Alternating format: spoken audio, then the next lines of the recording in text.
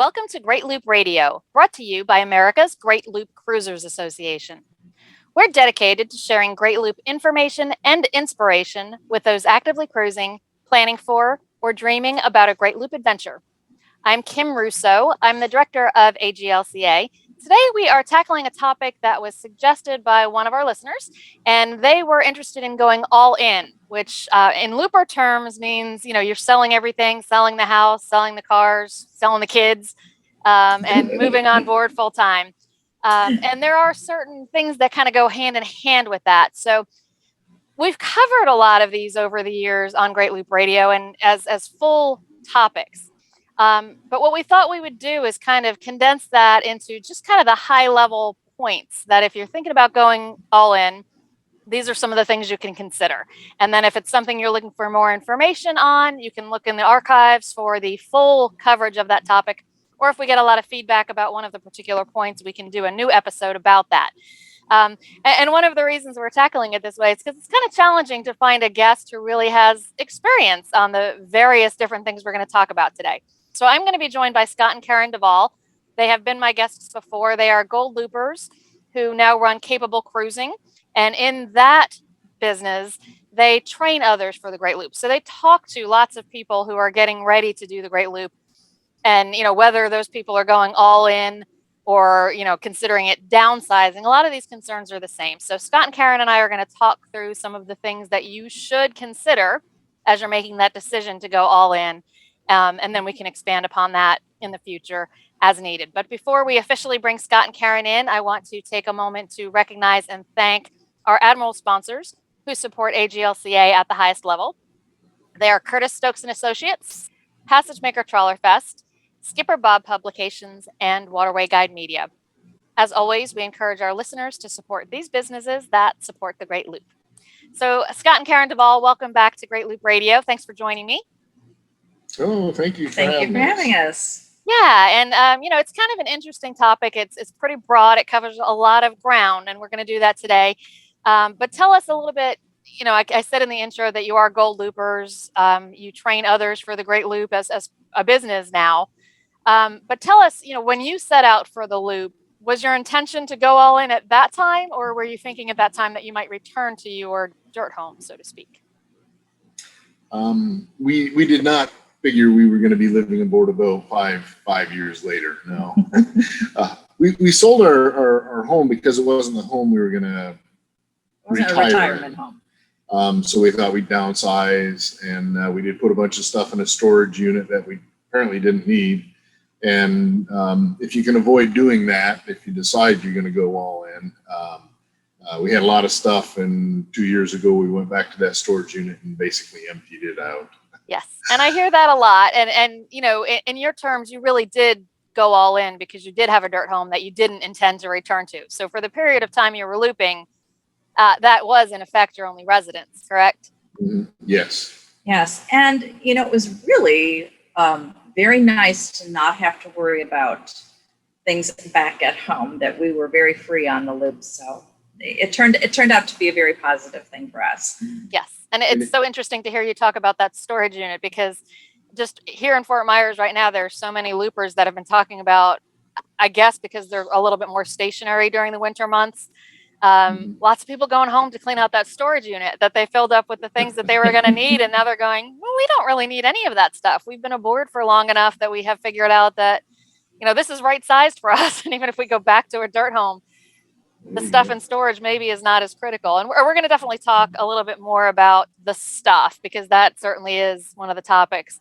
But let's kind of start, if you can, with kind of the medical concerns, because of course, loopers are generally reaching a certain age where we've got medical issues and things that we need to consider. So, one big question that I hear a lot is, what do we do about our health insurance? So, and I know that's different depending on what age you're at, but tell us a little bit about what you did with your health insurance, or what you are hearing from other loopers that they are doing when they're kind of, eliminating that home address. I'm going to answer this one because my whole career I was dealing in medicine and having to deal with insurances. And the key thing that you need to know is that you have out-of-state coverage.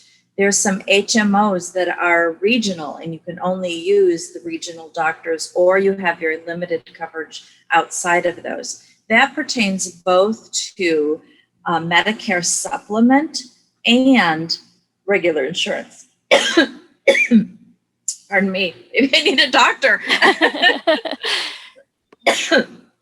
So just make sure you know if you have that open enrollment, if you're in that Medicare, that you choose one that you can have more freedom to go out of state. Also understand your insurance policy. There's participating and non-participating, and whether you have coverage in or out of the country. Those are just ask questions. If you don't understand what's covered, call and talk to one of your representatives and make sure you understand that before you maybe are out of the country and find out you've got no coverage. And maybe you can add a rider for that coverage.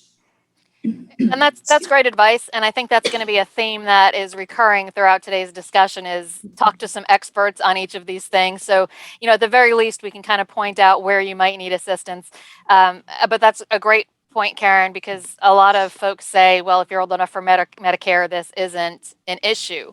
And I wasn't aware that depending on your Medicare supplement or things like that, that you may still not have nationwide coverage. Now, there's emergency coverage, which is generally a little bit easier than kind of routine care. And so that's, something you probably need to work out with your medical professionals.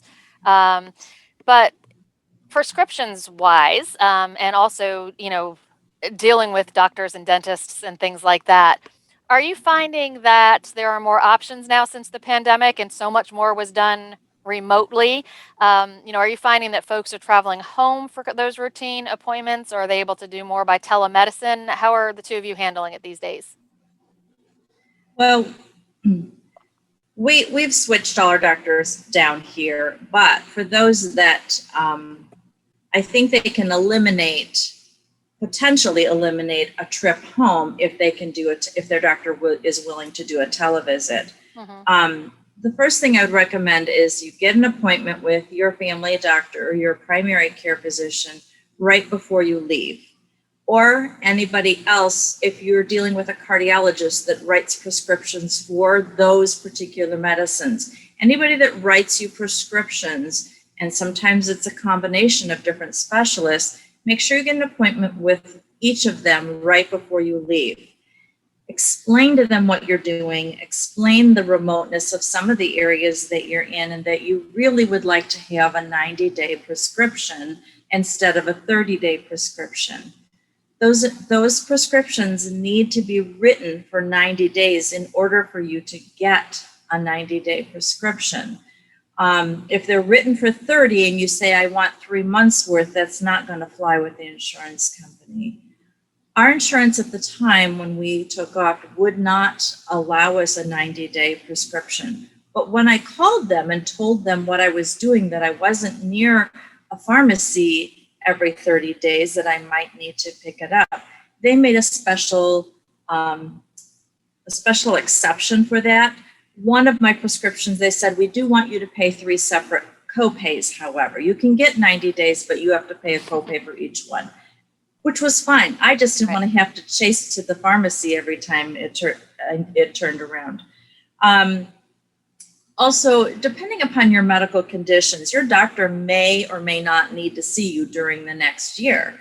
I mean, or talk to them about, can I just get my blood pressure taken periodically when I get it, and turn those numbers in, and then just do a televisit, or just turn those numbers in and continue on. So it's really going to be up to your medical conditions and whether your doctor's going to let you go a whole year without seeing them. Fortunately, we were both pretty healthy at the time. So as far as the dentist was concerned, we made sure we had appointments just before we left to have our teeth cleaned and to have an exam. And we both got the blessing to skip that 6-month appointment and just come back in a year. And that worked out very well for us. Eye doctor is another thing that you should probably have an appointment just before you go. This one, you're going to want to do the appointment several months before you leave on your trip, because if you do need a new prescription, it takes a little while to get those glasses in, or your lenses in. And then if they're not just right, sometimes they have to send them back a couple of times. I also recommend you get, if you need prescriptions, is to have a prescription sunglasses.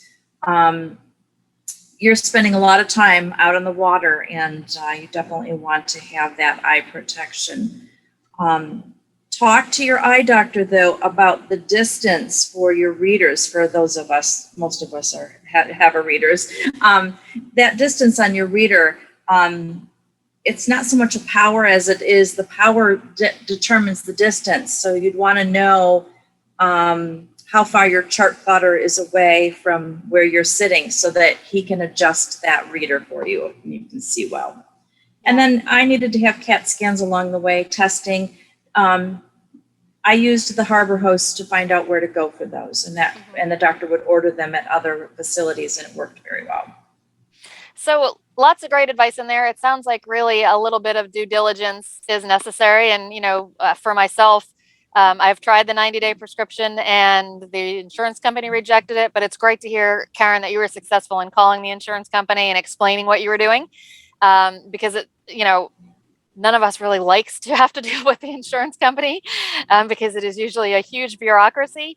But in the end, it's going to be a lot easier and less time consuming to do that than to try and pick up a prescription every 3 months. So great advice in there, and great to hear that you were successful with making that happen. And it's important that the script is written for 90 days. Right. That makes a world of difference. Yes.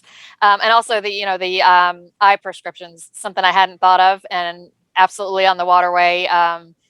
Any vision issues you have, particularly seeing distance, are going to be really obvious when you're out there trying to, read the height of a bridge on a board that's in front of it, or, the name of the boat in front of you so that you can hail them on the VHF. So definitely, Karen knows what she's talking about on that. That's something that's going to be really helpful. And it really comes down to it. We've said it already, but the bottom line is, work with your professionals on all of these things. Get them to understand what you're doing, because once they do, they're probably going to be able to help you arrange these situations. But another thing that people worry about is their vehicles. So if you are going all in, or even just going to be gone for a year, if you're selling your house and know you may want a vehicle when you come back, there's all kinds of issues that surround that, from, storage to registration of the vehicle. What did you do when you were leaving for the year and selling your house? What did you do with your vehicles? We kept a vehicle, and we happened to have a friend that had a barn that allowed us to store it in. Could have been a storage unit as well. We kept full coverage on it. That way we were covered using courtesy cars or rental cars. We didn't have to worry about purchasing insurance for that. I do know, at least I've heard of non-owners auto policies. I don't know how easy those are to come by. You'd have to talk to your insurance company, see if they even have that kind of a policy where you don't own a car and yet they cover you. And it was nice to have that car there when we did fly home to see family. You didn't have to rely on family members to cart you around. That was nice to have a car in storage. Yeah. And what Scott mentioned, if you are truly going all in and really don't think you're returning to a land-based home, if you decide to sell any or all of your vehicles, the idea of an auto-based policy for somebody who doesn't own a vehicle is really something to look into, because there are some coverages in there that you're going to want for the rental cars or for the courtesy cars that you might be taking out. And I think that's something that a lot of people haven't really considered, all of the ramifications of not actually having a land-based home might not think of. I know that was something that was kind of news to me when I first heard about it from a looper, that, oh yeah, we don't own a vehicle, but we have this policy anyway to make sure that we're covered. And I know not all insurance companies write them, but it is something that you may want to look into. And then storage, as you said, Scott, friends or even, commercial storage places are usually very helpful if you are keeping a vehicle that you want to come back to. The other thing that people wonder about or worried about is Residency Solutions. So, there are certain things that we all have attached to our home address, like the ability to vote or to have a driver's license or things along that line. So for somebody who's truly going all in, doesn't think it's for a year, thinks that they don't know when they might return to a dirt house, any, information you have direct knowledge of or anything you've picked up along the way that would be good ideas for that residency solution for the things that really require an address? We originally tried to keep our residents up in Michigan, and we started with a mail forwarding service up there and all that. And we did have trouble with our voting, absentee ballots. We missed one of the elections because of that. The state of Michigan just didn't quite get it. Didn't get it. Mhm. Right. Right. What do you mean you live on a boat? It doesn't happen in Michigan. Mhm. After about 6 months after we'd been down in Florida, we decided we were going to continue looping at that point for at least another year or so. So we became Florida residents, and we went with Green Cove Springs, St. Brendan's Isle. Right. Pretty well-known mail forwarding service, and you can use them even if you don't become a resident. They're a good option. We saw how our kids handled their mail, and we know some people have friends or family just collect mail for them. We saw what they did with their mail, and we said, no way. But so I'm glad you brought up St. Brendan's Isle, and there are other services like that. Dakota Post out of, I think it's North Dakota, NASA Postal out of the Houston area. St. Brendan's Isle is probably the most well-known among boaters. Thankfully, it's not just boaters who have this situation. So some of those services actually sprang up initially to cater to RVers who have the same kind of nomadic lifestyle needs that loopers have. But so tell us a little bit more about the services that you got through St. Brendan's Isle. Well, first getting the residency, St. Brendan's Isle in Green Cove Springs was very seamless. They told you exactly what you needed to do. First, you register your boat, then you get your driver's license, then you register for domicile, and then you go across the street and you get your registration to vote. You can do that all in half a day. If we go to the DMV in Michigan, you're there half a day just renewing your license. We were surprised how easy it was. It was many steps, but it was like, okay, when you're done here, go there. And they all knew what 411 Walnut Street was, which is the address. Oh, you're 411, fill your form out like this. I mean, so they all knew. They made it very easy, didn't they? Mm-hmm. I think if you go anywhere else, it's going to be like if we came here in Fort Myers, I think they would have looked at us like, what? So by doing it all right there was helpful. The mail forwarding service, what happens is your mail goes there and we get an email, have mail. And they scan the envelope, whatever mail you received that day. And then you can go online and you can see what it is, who it's from. And you have options whether to scan it. Well, they'll open it up and actually scan the documents inside if you think it's something that you really need right away. They'll send it, they'll shred it, or they'll just hang on to it until you ask them to send it, to forward it on. Really kind of a neat process. The Postal Service has something similar, and we haven't used it, but we've heard that they will like hold your mail and scan it so you can see it and set up when you want it delivered. I don't know if they will deliver it anywhere or just to your home address. And I think that they only scan the envelope. I don't think they give you the option to scan the whole documents. Like St. Brendan's Isle will actually open it, scan the whole thing, so you know whether it's important and whether it's something you have to get sent. Get jury duty. You need to know right away what that is and when that is, so you don't miss it. Right. I agree with Scott that, if I was relying on my kids solely to get my mail, I might get it like once a month. So I've converted everything I possibly can to electronic, and auto pay, which has also cropped up and bitten me once already because I thought it was on auto pay, but wasn't. So I think my credit score is dropping as I'm looping, but that's okay. But my daughter's actually living in my house. So thanks to mom thinking the water bill was put on auto pay, but it was not. She went without water for a couple of days when it got shut off about 3 months in. But so she's learning from my mistake that the water bill is a really important one to pay. But aside from that, Good lesson. I have had the post office service, the informed delivery, for quite some time, and I accidentally somehow signed up for it, I think, one Christmas when I was on the post office website trying to track a package or something. But all of a sudden, this email started coming every day. And it's actually pretty good because that, coupled with a young adult checking the mail, I see what's coming in. And then I can say, okay, there's this letter coming from, Berkeley County, Texas this week or today. Make sure you get it from the mailbox and open it up and take a picture of what is in there for me. And that's working so far. So sometimes a combination of the above, and it's just easier for me to not change my address because I do have every intention of eventually making it back to that house. That could change, who knows? But so from what I'm hearing, the mail forwarding through the post office does also work pretty well if nobody's in your house and you want it forwarded to a friend or a child or a relative or whoever it might be. But I also have heard that service can only last a year. So if you're not doing an actual change of address, if you're just forwarding for a time period, it may not be long enough for your entire loop. So, changing your address to something like St. Brendan's Isle might be a good solution if you're kind of on a little bit more than a year kind of idea.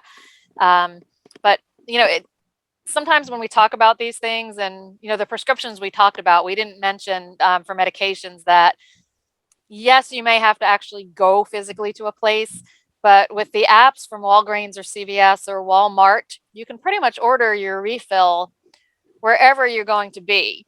So compared to people who were looping, 10, 15, 20 years ago, we actually have it super easy for one thing. That's for sure. And, for all the bad that came with the pandemic, a few of the lasting things is that a lot of those pharmacies deliver now.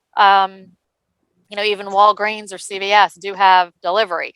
I haven't used it, but for, if you are in a town without transportation and you're arriving and the Walgreens will deliver your prescriptions to you, that even better. So, some things that might be helpful out there looping. Let's take a quick break and play a message from one of our sponsors. When we come back, we'll talk about a few more of the issues, like what to do with some of the stuff that maybe you've accumulated and you're not quite ready to get rid of, the ever famous storage units that many of us have. So we'll be back in a moment. Prop Talk is an Annapolis-based company founded in the summer of 2005 by active Chesapeake Bay boaters. The company produces Prop Talk Magazine, a monthly newsprint magazine focused on Chesapeake Bay powerboating and the lifestyle surrounding boating on the bay. Every issue of Prop Talk is distributed at more than 850 carefully chosen and closely monitored locations throughout the Mid-Atlantic. Prop Talk's coverage goes deep rather than wide, and the magazine celebrates the people, places, boats, personalities, and events that make the Chesapeake one of the world's premier boating grounds. Thanks for reading and supporting the Chesapeake Bay's boating magazine. We're back on Great Loop Radio. Our guests today are Scott and Karen DeVoll of Capable Cruising. They are Go Loopers and very experienced with their own circumstances, but also with helping others kind of navigate what to do with all of the things you're leaving behind when you go all in and move aboard your boat, whether that be for forever or whether it's intended to be a shorter term undertaking. Scott and Karen, all of us, over our lives have accumulated quite a lot of stuff. And I hope people will look at disposing of their stuff very similar to they would if they were just simply downsizing a house, which many of us do. But you mentioned you sold the house before you started the loop with the intention of going back to a land-based house, but a different one, a retirement home. So you were downsizing, moving onto a boat, doing all those things at once. How did you kind of go through the stuff you had accumulated over time, and how did you decide what to save and what to do with the stuff you were saving? What does that process look like for somebody moving onto a boat? Well, my best advice is number one, start now. If you're going to go in a year, start now. And take one room at a time. Also, if you have children, they become very attached to their stuff if you're taking care of it.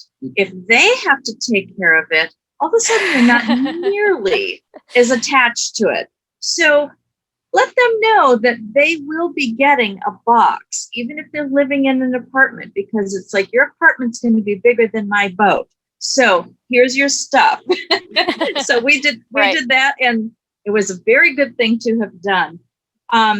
As far as how we got rid of stuff, we did a lot of different things. We did do a couple garage sales, and we just had so much stuff, and still had stuff from when the kids were little, and we're like, okay, this has just got to go.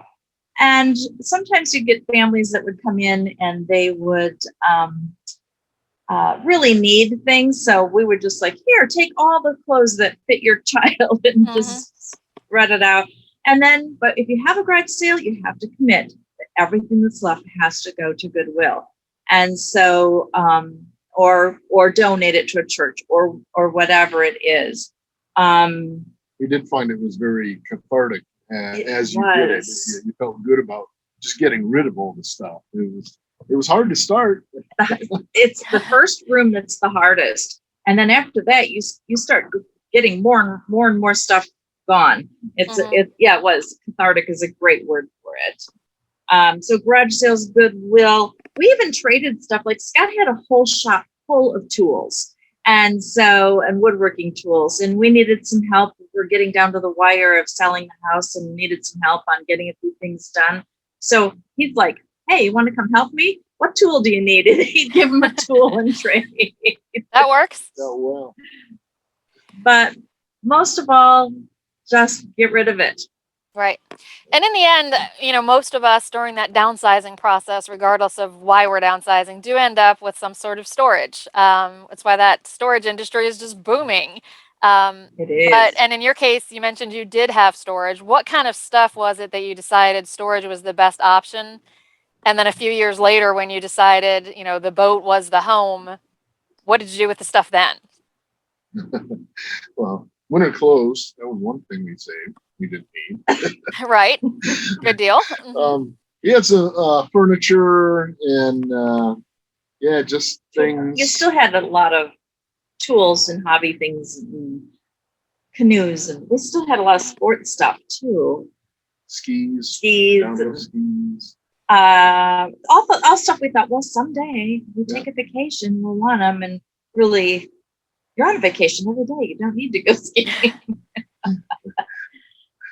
Well, and holding on to some furniture and things, if you had planned to go back to another home, obviously holding on to some furniture and things makes a lot of sense.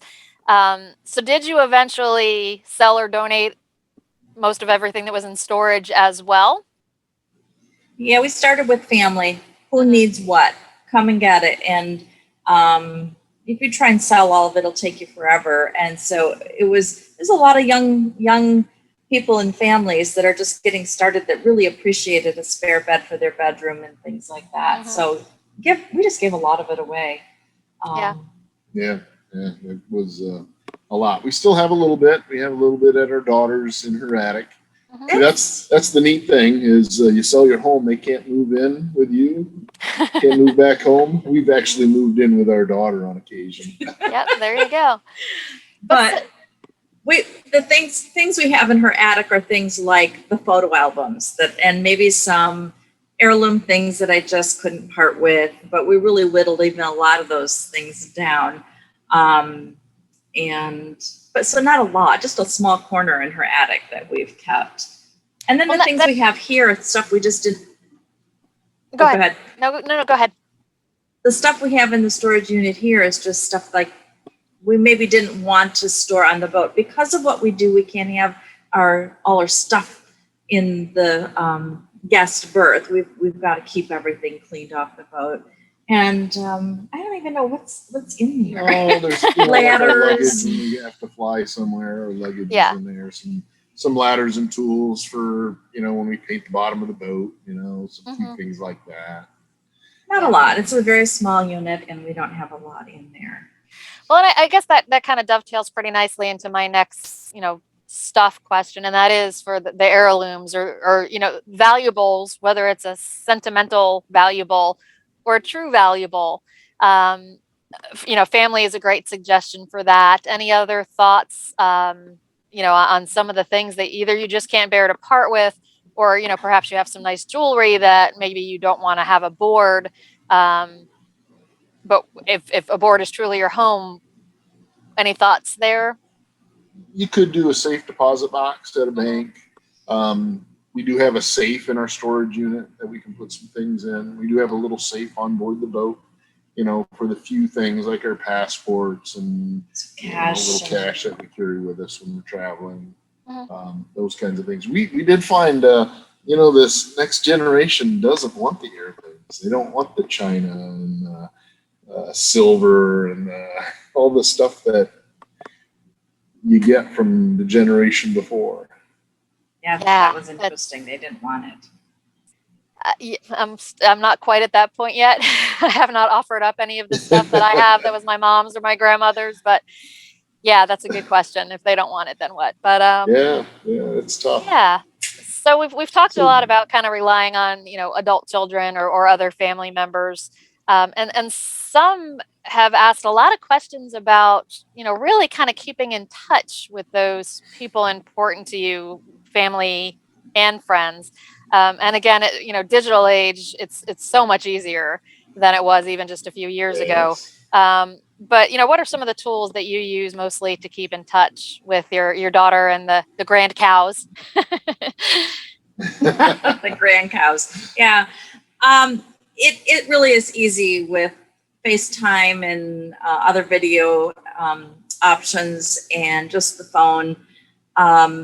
My dad specifically really wanted to know where we were. Where are you staying next? And kind of lived vicariously through us. And so at that time, they didn't have the Nebo tracker, but we have it now. And that might be something that's really fun for the family member that really wants to know where you are. And my dad would explore every city we were in, and it gave him something to do. And so a Nebo tracker, I think, is going to be, we now have one. And I think that if my dad will really enjoy, when we start moving, keeping track of us. But it was not hard. No, yeah. We know people that, everything from blogs, like I said, Facebook, FaceTime. People were sending out a weekly email to their family and friends. They'd have a group email that they'd send out once a week. Yeah. I did a blog, and a lot of the... Go ahead, Karen. I did a blog, and a lot of the family members all followed it, so they kind of could know what we were up to, and I think that helped, that they could get some of the details, and they didn't feel like they were bugging us, calling us all the time. Yeah. So those are all great suggestions. For anyone who's not familiar with the Nebo tracker that Scott and Karen mentioned, Nebo is the free app that AGLCA adopted as a way for members to find each other on the water. And the tracker, which I think has actually been rebranded Nebo Link, but it's the same device, just kind of automates that whole process. So you can put the Nebo Link on your boat, and then anytime the boat moves, the GPS signal is sending and shows where your boat is. But with your Nebo account comes a link specific to you. So family members don't have to have the Nebo app to be able to see where your boat is. You can give them that link that only shows your boat, and they can use that link to see where you are. So I've given that to my mom so she can see where we are, and it puts her mind at ease a little bit, but she also likes to follow along and see where we are. And so it's a little bit another way for the people back home, besides video calling and all of that, and you can set up Zoom meetings with them. But that Nebo link is kind of a neat feature for them to be able to see exactly where you are, kind of on a map where they can zoom in and see your progress. So pretty easy to keep in touch these days. Similar to that, and this is probably where you two are expert because you welcome guests aboard frequently. But is there anything that you recommend that somebody who has just moved aboard share with family and friends who are kind of non-boaters, or at least not this kind of boating? What should you share with them before they come aboard? Because everything's just a little bit different aboard. Well, first of all, we recommend soft-sided luggage or a duffel bag, something that they can roll up, especially if you don't have a place to put a big suitcase. that becomes a big problem right off the bat. Also, don't overpack. We ask them to not overpack. Whenever they're coming aboard with us, we are never going to anything super fancy, so don't bring your high heels. Shorts, t-shirts, and flip-flops, is maybe a jacket, is where we are usually going. However, just keep in mind what you're planning. If you're planning to do the theater or something, and then tell them very limited amount of that type of clothing.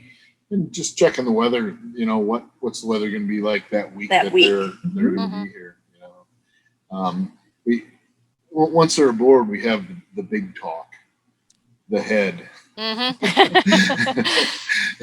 and just explain, you know, how your system works and how you prefer it toilet to be paper, non-toilet operated. paper, whatever you do. Yeah. We recently had someone back on board that we hadn't had on for a while. And we just kind of thought that, oh yeah, they know how it's done, and it's like, you know, we should have had that talk with them. Yes. Yeah. And once they do come aboard, we do, because we're commercial, we probably do a little, and we're training, we do a little more of a safety review. But everybody that has any boat that has new people aboard should go through safety items like where fire extinguishers are, where the life jackets are, and the throwable in case someone goes overboard, and going over man overboard. What happens when somebody goes overboard, and what should you do if you witnessed it? And we think it's real important that everybody knows no trash overboard, for legalities and just other reasons. In the head, of course, and yep. We also, a big discussion is what you expect them to do. Let's say when you're getting underway or arriving at a dock, if anything, you may just ask them to sit and watch, you know. But if you are going to have them help, give them a specific job so they know exactly what they're supposed to do, and make sure they're comfortable with it. A couple of the biggies are, you know, keeping your hands and feet and everything inside. Try not to, you know, push the boat off. We've heard of, you know, everything from people getting hurt trying to push this heavy boat off to leaning up against what they thought was the side of the boat happened to be a window, and when they pushed against the piling, their butt went through the window. Yes. Yeah, those are the things you want to try to avoid. Yes. And also just not jumping on and off the boat when the boat's moving. And that's one of just a safety thing until the boat's secured. Yeah. So come up with your, you know, a version of that, you know, a list. Maybe even sending it to them in advance, just so they know a packing list and some of the things that are going to be expected of them as far as, you know, safety wise. Right. Okay. So one last kind of bullet point I wanted to touch on, and this is the one that's probably the most challenging because there are so many different parameters. But if you are going all in and not necessarily having a physical state that you live in, what do you do about like registration issues for the boat?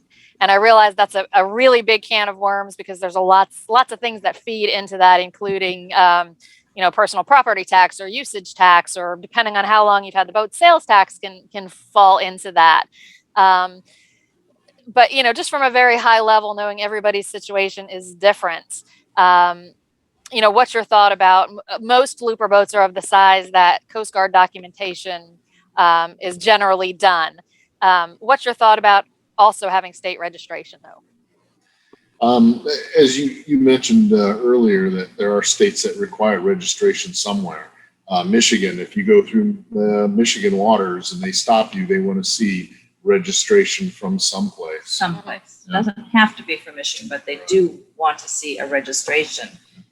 Florida, if you're in the state more than, I believe it is 90 days, they want you to get an out-of-state temporary registration, right, to stay legal. And it's often called the sojourner's permit, but There's no such thing. it's basically an out-of-state temporary registration, and Very simple to do. And there are other states to be aware of as you're traveling, going up the East Coast, that if you're in that state too many days, they're going to want some kind of a tax or use tax or something like that from you. Right.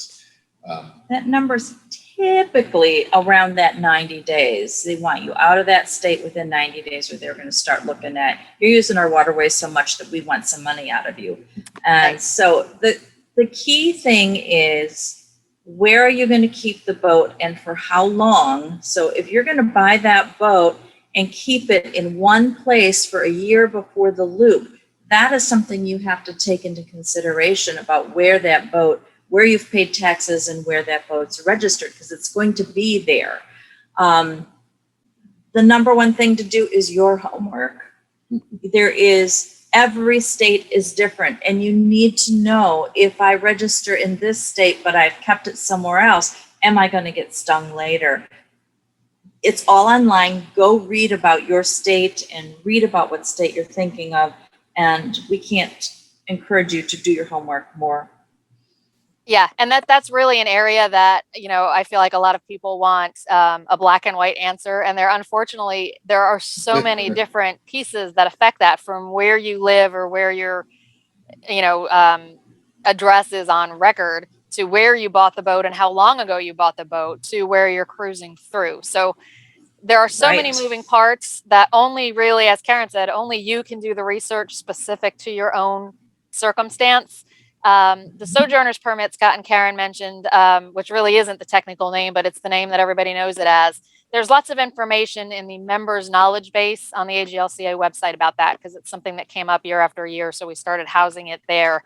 But yes, if you're going to be in the state for more than 90 days, it's a temporary out of state registration, so to speak.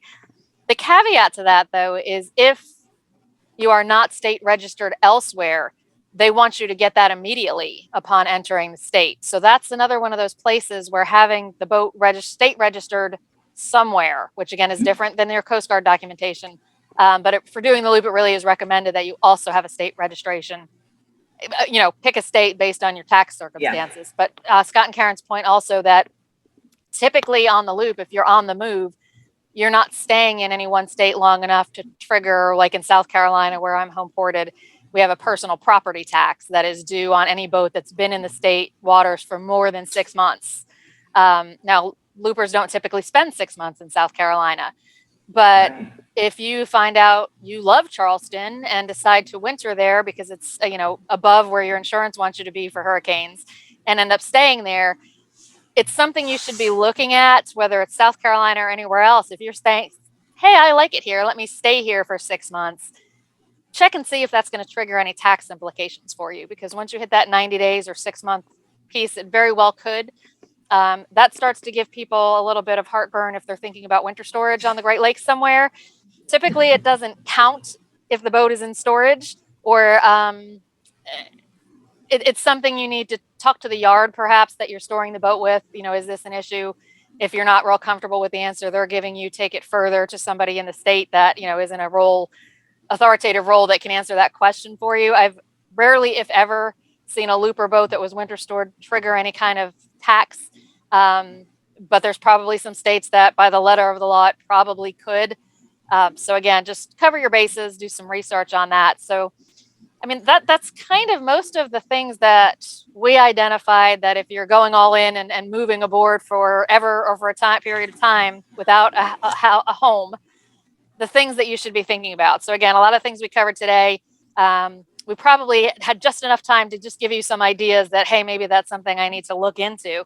But Scott and Karen, other than call the professionals and give these things some thought, is there any topic or anything that you did when you moved aboard that we didn't talk about that maybe, we should mention here? Something that caught you by surprise, or anything that you think others should know about for when they're moving aboard? No, I think just the mail forwarding and that whole process, I wish we'd have become Florida residents right away. That would have been a much easier process, or at least use that mail forwarding service. And, just, little tweaks, and, as we travel and move, if we do, it changes. Also, when you move aboard your boat, expect to take half of that stuff back off the boat because you really don't need that much stuff. You bring all your shoes and they're piled this high and you're like, when am I going to wear those? Yeah, so I'm finding, and believe me, I've heard all of those things for years and years and years and years, but I still have done the same thing. So I have, I thought I did a good job of paring it down. I didn't bring any of my boots or my cute little booties. I just brought, some tennis shoes and some sandals. And I still find there's like 2 or 3 pairs I wear all the time and the rest of them, not at all. So as we work our way back towards Charleston, there is absolutely some things I will be taking off this boat when we get there. So, happens to everyone. I'm, that and the bill pay thing. I think I'm making a lot of the first time looper mistakes already. So there we go. It all happens. Yeah. And thank you. What else? What else you have do for it us? one time, the bill pay thing, one time, they're pretty understanding. It's like, it's not a big deal. Yep. They're pretty forgiving. Pay it and be done. It happens. Yep. We just move on. Right. Anyway, so thank you both for joining us today. Thanks for sharing all of these tips because I think this is really going to help a lot of people to be a little bit ahead of that curve as they're looking towards moving aboard. So Scott and Karen DeVoll of Capable Cruising, thanks for being with us. Thanks for having us. Yes, thanks for having us, Kim. Everybody enjoy their planning. Yes, enjoy. Yep. And to everyone else who's joined us, thank you for being with us once again. We'll be back next week with another episode of Great Loop Radio. Until then, safe cruising.